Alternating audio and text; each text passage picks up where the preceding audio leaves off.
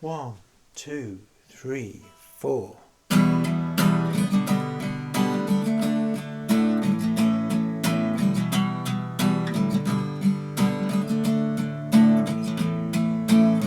You'll never get me to throw it back to you.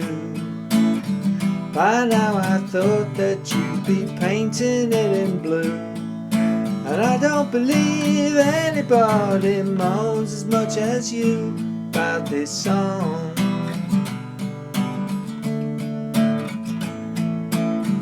I never saw a human dance as bad as you.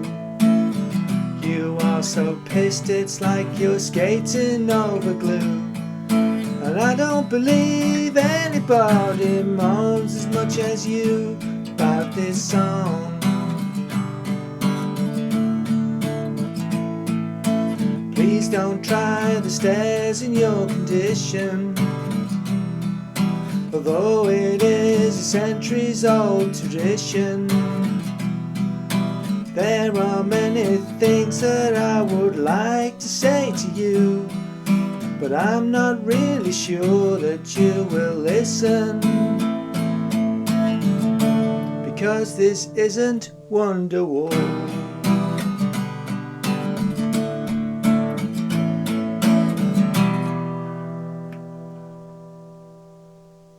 One, two, three, four.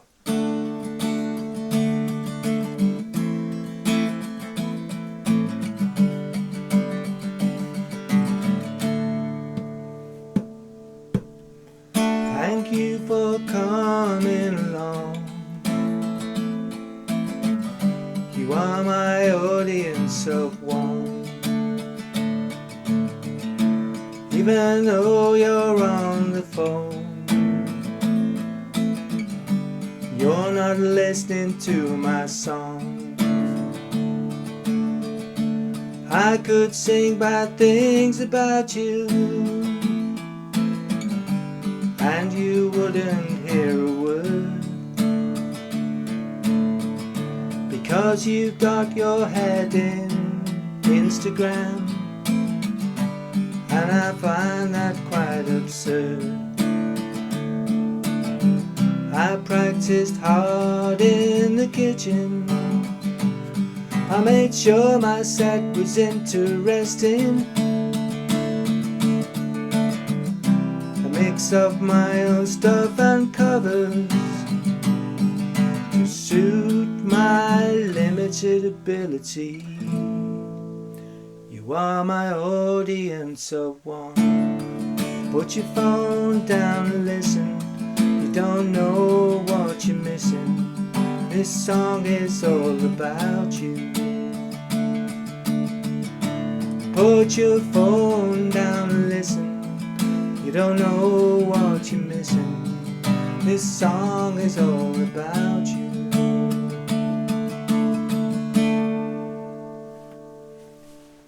Two, three, four.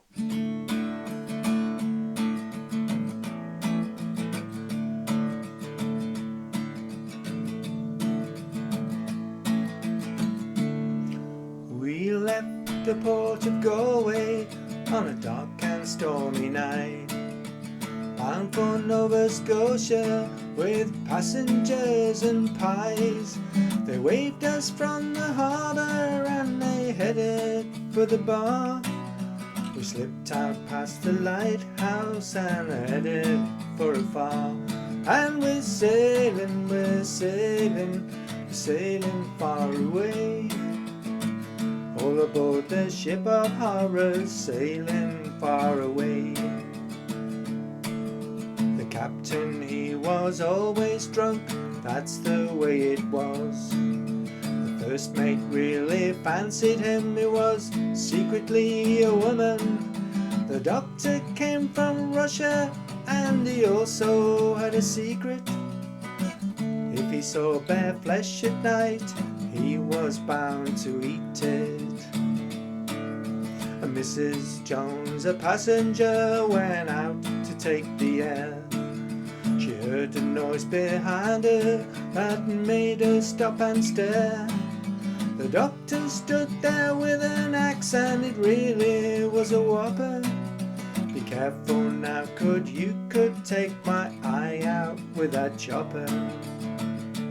And we're sailing far away, all aboard the ship of horrors, sailing far away. While all this was going on, we'll talk about the zombies. Although they look like sailors, you could tell them by their mumbling. They moaned a lot and tend to leave their limbs around the place. It's a health and safety nightmare, said the one without a face. In the middle of the ocean, the captain threw a party. The first mate put a red dress on, he really was exotic. The doctor came with Mrs. Jones and they made a lovely pair. She hadn't got a brush, he used an axe to part her hair. And we're sailing far away, all aboard the ship of horrors, sailing far away. The steward was a werewolf and he served up the pies. He said that they were harmless and he was to be right, for they were made from ears and noses floating in the gravy.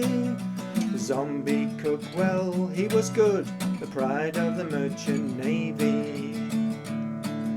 The captain was quite merry now, he said more wine, the best. The steward lost another arm and the wine spilled on the first mate's dress. He stormed out of the wardroom with his hands upon his hips, and the doctor said, if the first mate's here, who's steering the ship? And we're sailing far away, all aboard the ship of horrors, sailing far away. Well, the doctor, he was right, of course, he had no axe to grind. The ship soon hit an iceberg, or perhaps it ran aground. The mighty wailing and a crashing all around. Then it all went quiet and you couldn't hear a sound. Some say the ship just disappeared way below the ocean.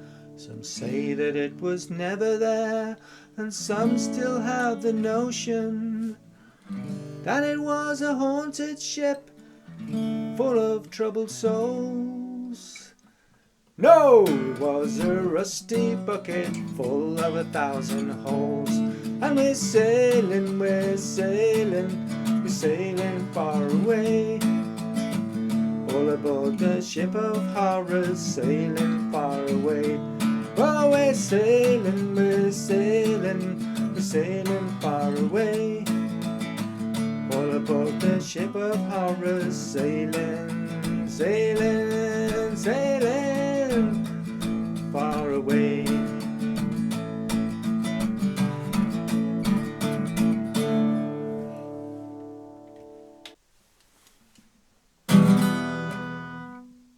Two, three, four.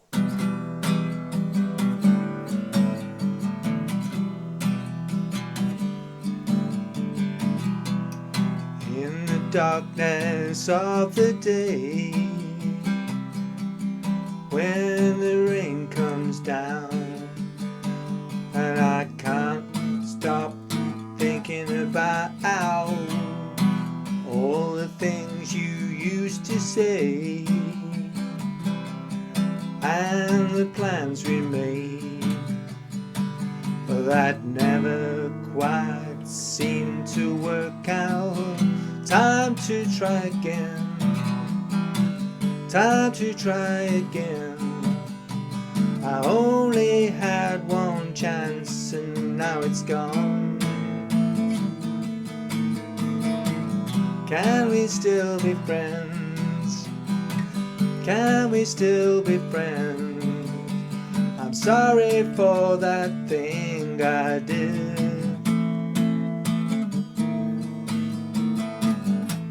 I had the opportunity to say I'm sorry, but it's gone. Yes, it's gone. And now the rain reminds me as it runs away that you have to grab the moment, and it won't be here forever.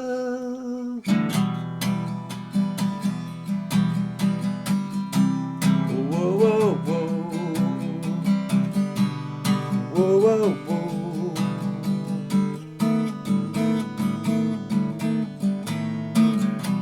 I made a terrible mistake before I went to bed last night.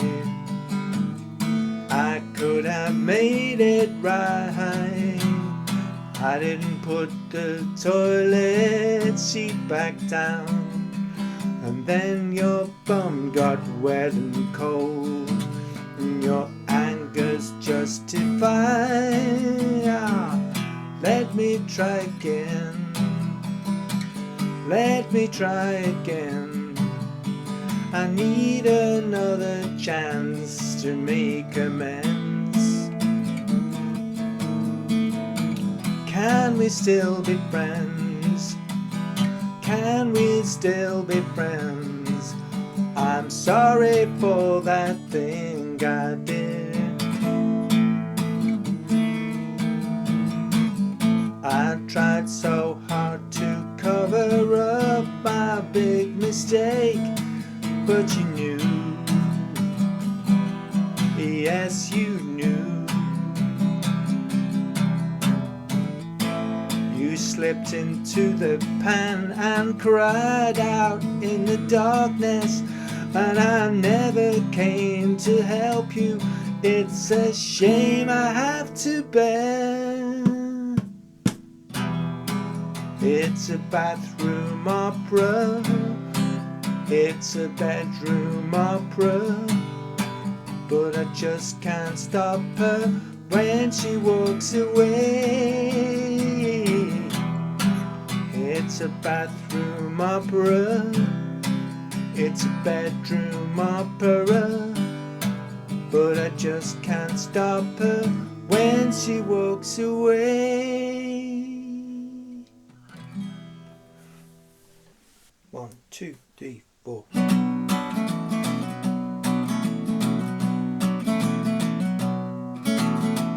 Busking down in Portobello, I met an awful fellow. He didn't like the Beatles and continued his attack. He liked to criticize, I could not apologize. I was halfway through Hey Jude and I could not answer back. I didn't play any wrong notes, didn't go out of time, didn't sing any wrong words, I didn't miss any rhymes, but still he didn't like me. And then I figured why. Standing there was Paul McCartney, simply fed up of the Beatles. Yeah, yeah, yeah, yeah, yeah, yeah, yeah, yeah, yeah, yeah. Hello children. Muffin the Mule was a puppet show which ran on television from 1946 to 1955 in its original format, and Annette Mills was Muffin's human helper. She composed a lot of music for the series, including the irritating theme tune called We Love Muffin the Mule. Check it out on YouTube. And this, along with an unfortunate incident with an aubergine at the end of the last series, for she was a militant vegan, led to her unfortunate demise. She was said to have developed a jealousy of the wooden animal, who seemed to be getting all the best jokes, and certainly her later songs took on a very dark tone indeed. This one was discovered in her personal papers after her death, complete with brandy stains. So here, reproduced for your delight and delectation, is the unpublished Muffin the Mule song.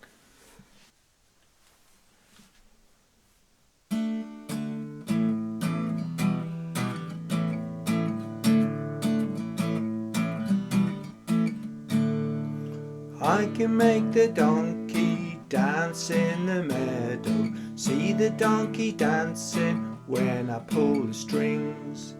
Children, do you like him dancing in the meadow? Wave at the donkey and watch how he waves. What would happen if I cut the donkey strings? Can you guess what would happen to him? Watch what happens when I cut his strings now. Snip, snip, snip, snip, snip, snip, snip. What shall we do with the donkey now, children? What shall we do with him? Put him on the fire. And what would happen if you had strings, children? You would be going on the fire as well. And now I resign.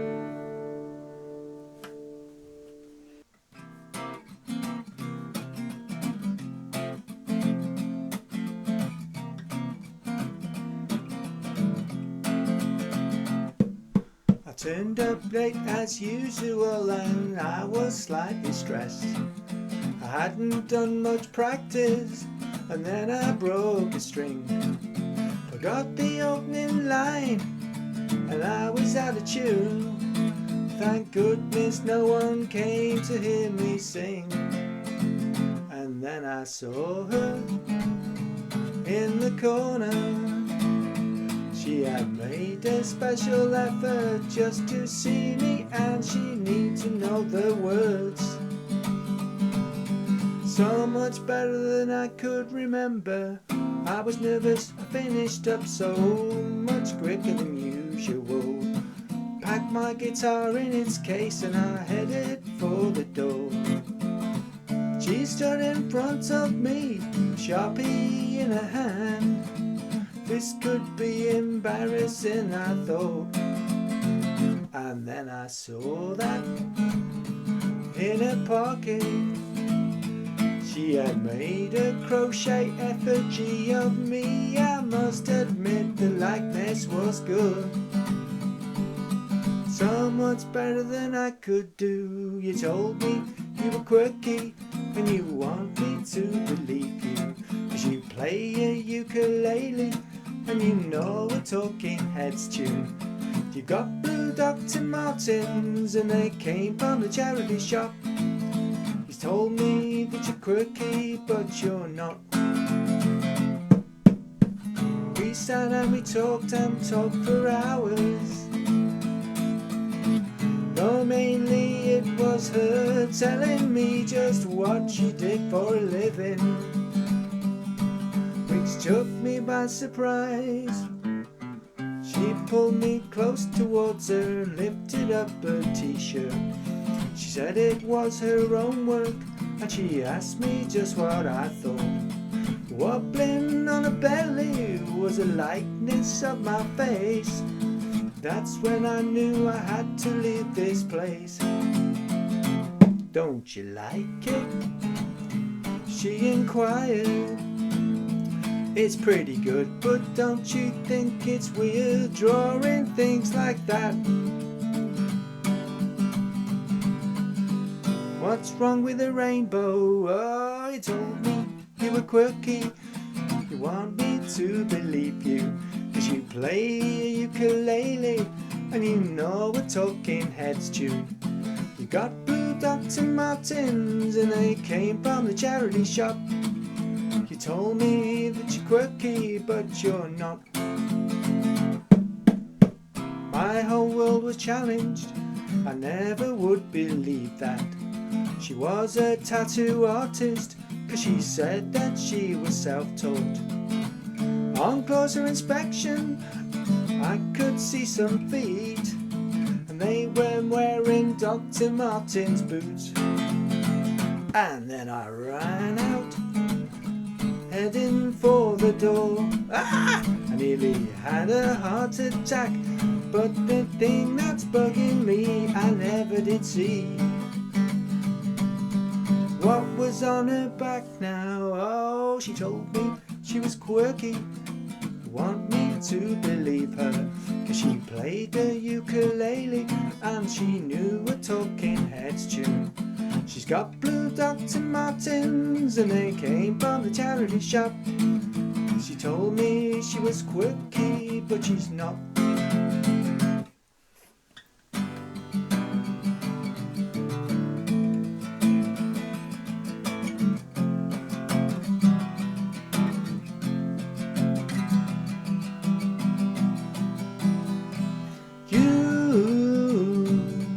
Get under my skin.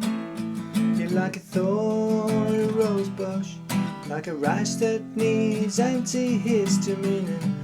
You're like a blackhead I've been cultivating, a wart I'm underestimating.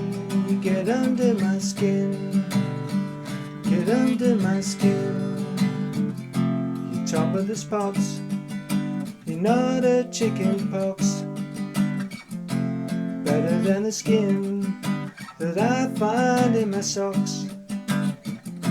If you were a verruca, then I wouldn't treat you with anything else but the very best medicinal advice.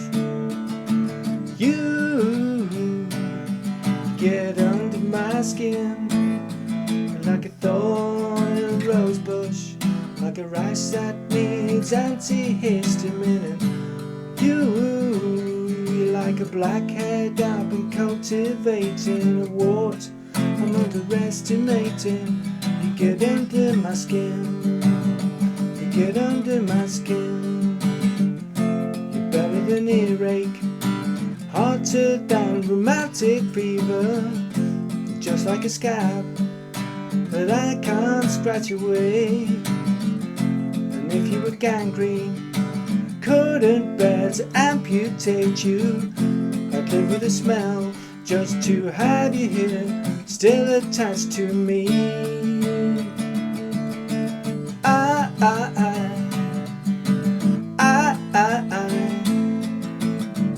I'm a hypochondriac with too much time on his hands.